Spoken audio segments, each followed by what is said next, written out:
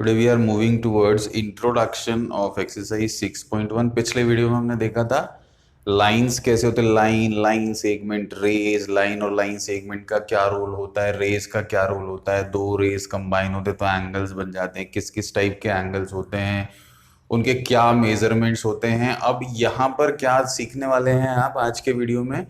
आप आज के वीडियो में सीखने वाले हैं प्रॉपर्टीज और थ्योरम्स जो हम एक्सरसाइज 6.1 में यूज करने वाले हैं लाइंस और रेज से रिलेटेड। अब बच्चों एक चीज बहुत अच्छे से ध्यान रखिएगा, अगर सिक्स्थ चैप्टर क्लियर नहीं है तो सेवेंथ नहीं आता है, सेवेंथ क्लियर नहीं है तो एट्थ नहीं आता है, एट्थ क्लियर नहीं है तो नाइन्थ नहीं आता है। तो लाइंस का जो कॉन्सेप्ट है, एंगल्स का जो कॉन्सेप्ट है, उसको आपको बहुत बहुत बहुत अच्छे से समझना है और बहुत ध्यान से देखना है। तो आइए शुरू करते हैं। देखिए अब यहां पर सबसे पहली जो चीज है हमने जो सीखी थी वो क्या सीखी थी? लाइंस सीखी थी। अब आज हम सीखते हैं कि लाइंस जो होते हैं उसको किस तरीके से आप बना सकते हैं। देखिए लाइंस को बनाने के सिर्फ हमारे पास दो ही तरीके हैं। मैं कोई भी ऐसी लाइन खींच दूं, ठीक है, एक ये लाइन खींच दी मैंने, एक ये लाइन खींच दी। अब यहाँ पर क्या हो गया, ये तो हो गया मेरा पॉइंट ए, इसको मैंने नाम दे दिया पॉइंट बी। ये हो गया ओ, ये हो गया सी और ये हो गया डी। अब यहाँ पर क्या हो रहा है, दो लाइंस हैं हमारे पास। यहाँ पर क्या हो रहा है, देखो बच्चों दो लाइंस हैं। दो लाइंस कौन सी हैं? एक लाइन है ए बी और एक लाइन है सी डी। अगर ए बी और सी डी किसी एक पर्टिकुलर पॉइंट पे आकर के मिल जाते हैं, अगर ए बी और सी डी किसी एक पर्टिकुलर पॉइंट पे आकर के मिल जाते हैं तो हम इनको क्या बोलते हैं? These are called intersecting lines. What we call them? We call them intersecting lines. तो ये तो हो गया इंटरसेक्टिंग लाइंस। अब इंटरसेक्टिंग लाइंस के अलावा एक और तरीका होता है हमारे पास लाइन को ड्रॉ करने का, वो होता है एक स्ट्रेट लाइन आप ऐसी ले जाएं और उसी के नीचे एक और स्ट्रेट लाइन आप ड्रॉ कर दें। तो जब आप इनको ड्रॉ करते हैं तो ये हो गया ए, ये बी, ये सी और ये डी। अब क्या होगा, ये दोनों लाइंस जो है ना ये बिल्कुल स्ट्रेट जाएंगी। तो ये स्ट्रेट ही जाती जाएंगी, तो ये कहीं भी जाकर के एक दूसरे से मिलने वाली नहीं है। तो the lines which do not intersect each other at any point are called parallel lines. तो ये सेकेंड टाइप क्या हुआ हमारा लाइन को बनाने का, हम क्या करते हैं पैरेलल लाइंस ड्रॉ कर लेते हैं। अब ये पैरेलल लाइंस का कॉन्सेप्ट क्या है, इसकी डेफिनेशन क्या है? The lines which do not intersect each other, the lines which do not intersect each other at any point, intersect each other at any point, then they are called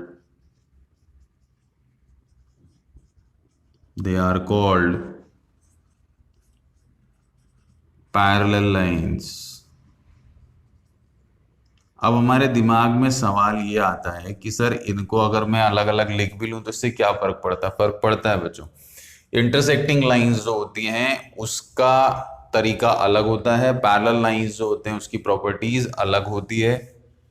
जैसे intersecting line को अगर मैं connect करने की कोशिश करूं तो आप यहां पर देखिए, एक रे है आपके पास ओ ए, एक रे है आपके पास ओ ए और एक रे है आपके पास ओ सी, एक रे है आपके पास ओ सी।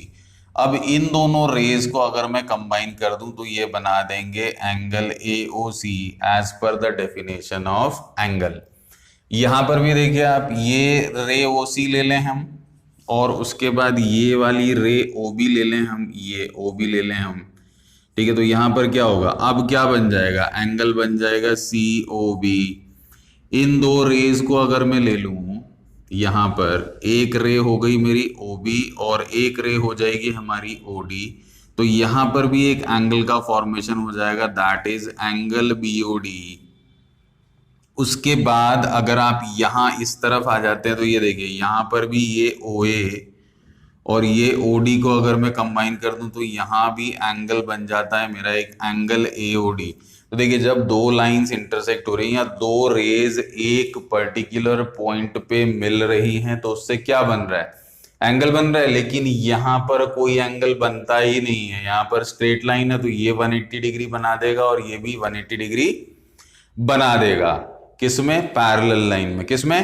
पैरेलल लाइन में। ये भी 180 है, ये भी 180 है। बहुत ध्यान से समझिएगा बच्चों, भी मैं चल रहा हूं आगे, देखिए आपको कनेक्शन बताता हूं इसका। अब क्या हुआ, लाइंस पैरेलल नहीं है लेकिन एओसी लाइन तो है। अब क्योंकि एओसी लाइन है, इस लाइन एओसी पर यहां पर मैंने एक रे बना रखी है, यहां पर मैंने एक रे बना रखी है। देखिए मैं एक और फिगर यहां पर बना देता हूं। ये हो गया मेरा लाइन ए ओ बी, ये हमने एक लाइन बना दी। अब इस लाइन पे मैंने ये एक रे स्टैंड कर दी है, इस लाइन पर मैंने ये एक रे स्टैंड कर दी। अब ये जो रे है ये क्या कर रही है, देखिए यहां मैंने क्या बोला था, ये स्ट्रेट लाइन है, ये स्ट्रेट लाइन है, मतलब ये क्या बनाने वाला है, 180 डिग्री बनाने वाला है। तो ये पूरा क्या था, ये स्ट्रेट लाइन था, तो ये स्ट्रेट लाइन था, मतलब ये क्या है, ये 180 डिग्री है। अब इसके ऊपर अगर मैंने ये रे कंस्ट्रक्ट कर दिया है, तो देखिए आप यहाँ पर दो पार्ट्स में डिवाइड हो गया। ये एक एंगल तो ये हो जाएगा, एक एंगल ये हो जाएगा, तो इसको मैं ले लेता हूं एंगल 1, और एक एंगल मेरा ये हो जाएगा, इसको मैं ले लेता हूं एंगल 2। तो अगर किसी लाइन पर, अगर किसी लाइन पर एक रे स्टैंड कर रही है, तो यहां पर क्या हो जाएगा, एंगल बी ओ सी नाम दे देता हूं मैं इसको, angle B O C is equal to angle 1 ले लिया हमने, और एंगल ए ओ सी एक और एंगल बन जाएगा। देखिए angle A O C is equal to angle 2 ले लिया हमने।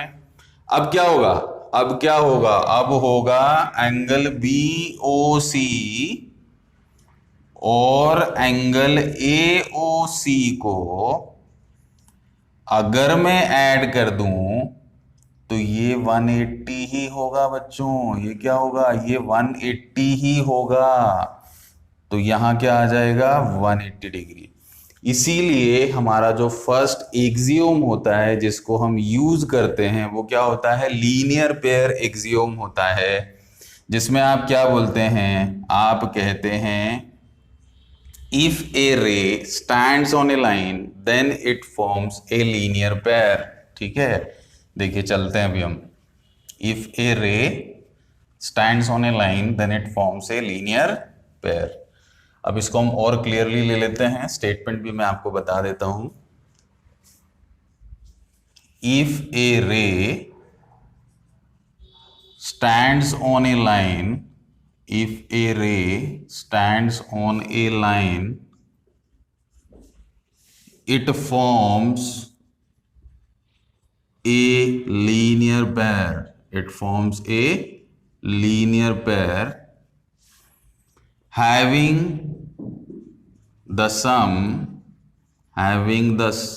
of angles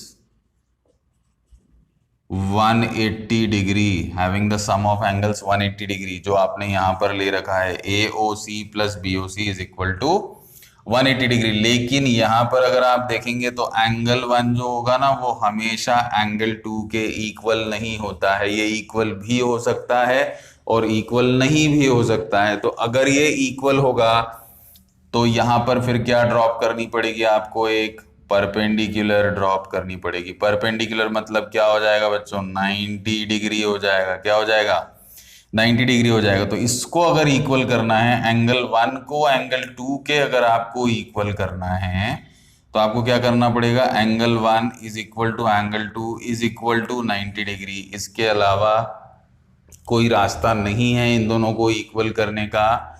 इसमें जब भी आप एंगल्स बनाएंगे, इसमें जब भी आप एंगल्स बनाएंगे तो हमेशा एक एंगल एक्यूट होगा और एक एंगल जो होगा वो ऑब्ट्यूज होगा। एक एंगल एक्यूट होगा और एक एंगल जो होगा वो ऑब्ट्यूज होगा जब आप लीनियर पेयर की बात करते हैं। अब लीनियर पेयर में एक चीज और जो हमारे सामने आती है, लीनियर पेयर में एक चीज और जो हमारे सामने आती है वो क्या होती है, जिसमें हम बहुत कंफ्यूज होते हैं।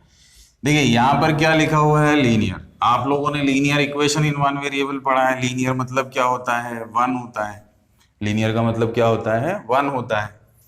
तो अगर मैं यहां पर एक स्ट्रेट लाइन बना दूं जिसको मैंने नाम दे दिया है P, यहां दे दिया है Q, और इसके ऊपर एक रे को स्टैंड कर दूं, ये हो गया R और ये हो गया पॉइंट O।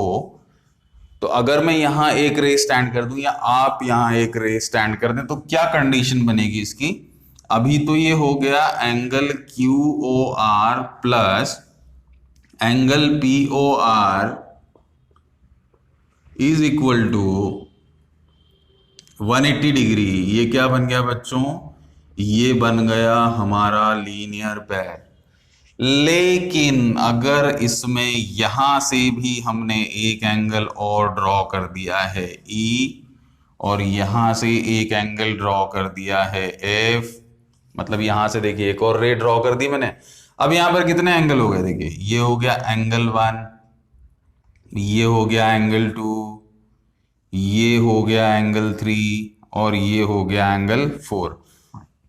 अब हमारे पास क्या है? 4 एंगल्स हैं। तो 4 एंगल्स हैं तो यहां पर क्या होगा? ये वाला angle 1 plus angle 2 plus angle 3 plus angle 4, ये क्या बना देगा हमारे लिए? ये 180 डिग्री ही बनाएगा। इन सब का सम जो होगा वो 180 डिग्री ही होगा। लेकिन यहां पर एंगल हो गए 4। क्योंकि एंगल हो गए 4 इसलिए ये लीनियर पेयर नहीं है। अगर मैं इसको लीनियर पेयर के अकॉर्डिंग देखूं तो मुझे पूरा QOR ही लेना पड़ेगा, पूरा POR ही लेना पड़ेगा। मतलब अगर किसी एक लाइन पर कोई एक रे स्टैंड कर रही है तो वो लीनियर पेयर बनाता है। मतलब देखिए स्टेटमेंट का मतलब ही वही है। इफ ए रे स्टैंड्स ऑन ए लाइन, मतलब एक रे एक लाइन पर अगर स्टैंड करती है तो लीनियर पेयर बनता है। अदरवाइज एक लाइन पर बनने वाले सारे एंगल्स का सम जो होता है वो 180 डिग्री होता है, वो 180 डिग्री होता है। उम्मीद करता हूं समझ आ गया होगा। अब बच्चों देखिए और आगे चलते हैं हम। आगे जब हम आते हैं यहाँ तो अब देखिए हमारे पास कंडीशन क्या है। ये तो मैंने आपको यहाँ का बताया बच्चों, ये जो था ना ये मेरा 180 हो गया। लेकिन नीचे भी तो है एंगल। तो नीचे जब एंगल है तो अगर मैं इसको पूरा बना दूं, अगर मैं इसको पूरा बना दूं तो ये वाला जो एंगल आ रहा है यहां पर ये भी तो 180 होगा। तो ये भी 180 हो गया और ये भी 180 हो गया। तो ये पूरा सर्कल, ऊपर का एंगल नीचे का एंगल दोनों मिला करके हमारे पास क्या बन जाएगा? 360 डिग्री बन जाएगा। 180 plus 180, 180 degree plus 180 degree is equal to 360 degree. अब ये 360 डिग्री जो है ये क्या है? ये हमने पढ़ा था इंट्रोडक्शन में। ये क्या है? ये है कंप्लीट एंगल, ये है कंप्लीट एंगल। अब देखना बच्चों, ये जो है ना पॉइंट, इस पॉइंट के चारों तरफ मैंने एक सर्कल बनाया हुआ है। इस पॉइंट के चारों तरफ मैंने एक सर्कल बनाया हुआ है ये वाला। तो इस सर्कल का जो मेजरमेंट है वो क्या है हमारा? 360 डिग्री है। तो यहां पर क्या होगा? इससे क्या एक नई प्रॉपर्टी आपके सामने आएगी? इससे एक नई प्रॉपर्टी सामने आएगी, angle round a point, angle round a point always forms 360 degree. Angle round a point मतलब पूरा सर्कल कवर होगा। तो ये क्या बना देगा आपका? 360 डिग्री बना देगा। अब इसके बाद जो नेक्स्ट प्रॉपर्टी हमारे सामने आती है, इसके बाद जो नेक्स्ट प्रॉपर्टी हमारे सामने आती है वो आती है वर्टिकली अपोजिट एंगल। क्या आती है? Vertically opposite angle. ये angle round a point is equal to 360 degree बच्चों याद रखना है। ये इस एक्सरसाइज में यूज होने वाला है। इस एक्सरसाइज में हमको पैरेलल लाइन देखने के लिए नहीं मिलेगी फर्स्ट एक्सरसाइज में, लेकिन ये जरूर हमको देखने के लिए मिलेगा। अब हम चलते हैं आगे। एक और प्रॉपर्टी हमारी जो आ रही है वो क्या आ रही है? वो आ रही है वर्टिकली अपोजिट एंगल्स जो यहां पर यूज होने वाली है। तो if two lines intersect each other, if two lines intersect each other, if two lines intersect each other,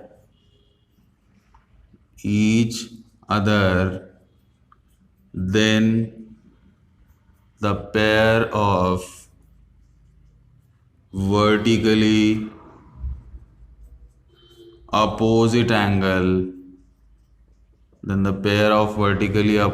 angles are equal.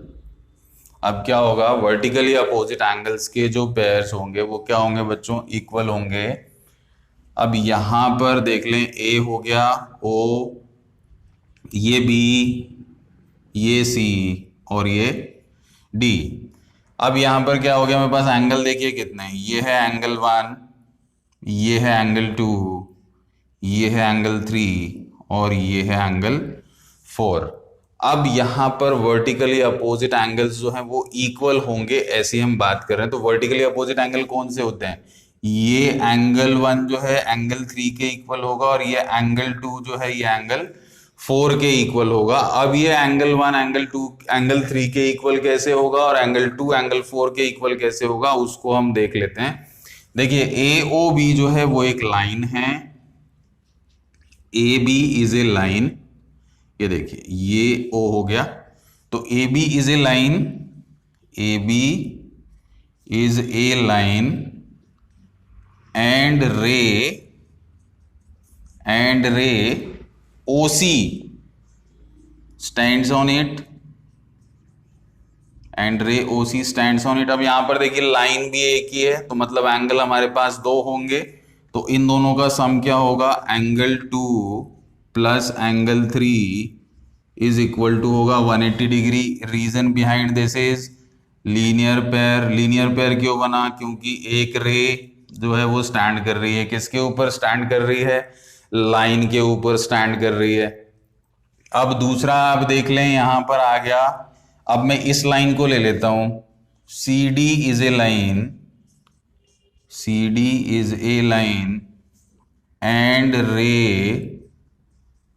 अब कौन सी रे स्टैंड करेगी इस CD के ऊपर, ये वाली रे स्टैंड करेगी, कौन सी, OA, एंड रे OA stands on it, and रे OA स्टैंड्स ऑन इट. ये जो रे है ये इसके ऊपर स्टैंड करेगी. तो यहां पर आपके पास क्या आ जाएगा बच्चों, ये देखिए ये हो गया है एंगल 4.